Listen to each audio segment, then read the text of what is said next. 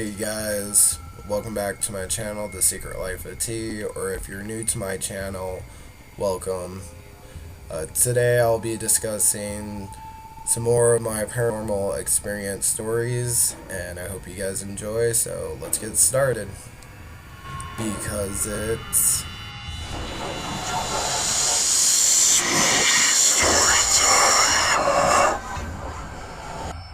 Alright, so to start off this spooky story time, I want to mention Amino social app.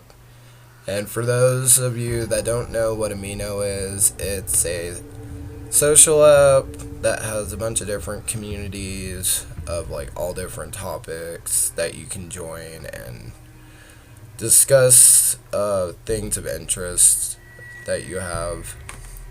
But I have been writing, posting stories on there instead of making videos. And today, I've, like last minute, thought I'd go ahead and make another video reading off one of my stories from the Amino app. And I hope you guys enjoy. Alright, let's get started. So the first story is titled Death Spent the Night, and it's based on a true story of mine. And I say, this story takes place at the Tennessee house once again, but it's one of my earlier experiences. The year is 2009, the same year I had encountered the shadow figure outside in front of the garage. I discussed this story in another post called A Demon Paid Me a Visit. If you are interested in reading it, go to Amino social app and go to the paranormal community if you would, or I can share the link. I just thought about that. But anyways, to be honest, I can't remember if this story happened before or after I encountered the shadow figure. This is my story. I was hanging out in my bedroom like I always do. My bedroom was my sanctuary like it is for most late teens and young adults my age. I was watching TV and doing hobby type stuff, either drawing or writing at the time. I start to feel hungry and go to leave my room. I open my bedroom door that was the door at the end of the hallway. The house is dark. I close my bedroom door behind me, and that's when I feel something strange. I didn't feel alone in the hall. It seemed to happen so slowly. As I was about to close the door behind me and latch it, I felt like I was being watched all around me, in front, behind, and on either side. I shiver from it, but try to brush it off. I walk down the hall across the dining room and into the kitchen. Rummage through the fridge and grab something quick to eat. At this point, I just wanted to go back to my room. I walk quickly back across the dining room, down the dark hallway, and into my room, feeling spooked at this point. Relieved to be back in my room, I start to focus on what I was doing before. I sat down on my bed and started to watch what was on TV, and I was setting my food down. Note: the food I grabbed was cold. No scent was coming off of it, or I would have smelled it in the kitchen. A couple of minutes had passed since I was back in my bedroom, and I started to notice the smell.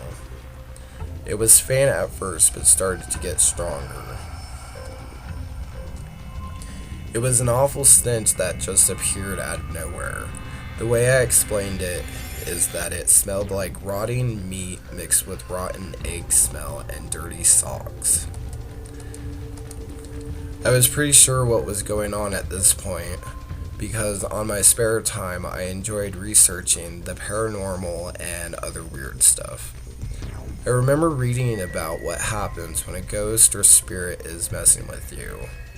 And two of the things to look out for was feeling watched and an awful stench of something, around you. I jumped off my bed and I drew up a vanishing star I learned about in the occult. I proceed with the scrying to cleanse my room. I burn a white candle and incense next to each other and proceed with demanding whatever was messing with me to leave our house, and it was not welcomed here. I sat on the end of my bed terrified because I did not know if it was gonna hurt. I did not know if it was gonna work or if I was in true danger. Shortly after taking action, the disgusting stench dissipated and I could no longer smell it anymore. I felt like a weight was lifted off of my shoulders, and I knew that I was alone in my room now. At the end I say, talk about crazy, right? There's a reason why I haven't shared these stories, because they're truly sound, insane, or made up. And then I go on with saying, thank you for reading, and I hope you enjoyed. Story number 2. This story is titled, Ghost Sighting During the Dead Hour, 3 a.m. I saw a ghost craving a midnight snack. The story also happened in our Tennessee house between the end of fall or beginning of winter of 2017. I have a terrible time trying to get to sleep and stay asleep. I wake up and lay in bed, staring at the ceiling, finally giving up on sleeping. Luckily, I had slept for a few hours, but it was still an odd time for me to be up. I mostly work days, so I rarely was ever up after midnight, even on my days off. I enjoy waking up early and taking full advantage of the day. I climb out of bed and stretch. Yawn, I say while stretching. I rub the tiredness from my eyes and see what's on TV at this time. I figured maybe I could watch some shows and fall back to sleep. I walk over to my desk, which was up against the same wall as my TV and dresser were. I tap on my computer mouse pad to check on my social media, etc. Before sitting down, I remember either having to use the restroom or getting something to drink. I walk across my room to my bedroom doorway. Note: at the time, my bedroom door was a sheet because the original door was a sliding door that was stuck in the wall, and a new door was an up bed. I approach my bedroom doorway, and as I'm about to pull back the sheet to leave my room into the dining room, I see a transparent shadow drift past the sheet on the other side into the kitchen. I thought someone else was up and they had the same idea as me and needed a drink as well. This is where things get weird.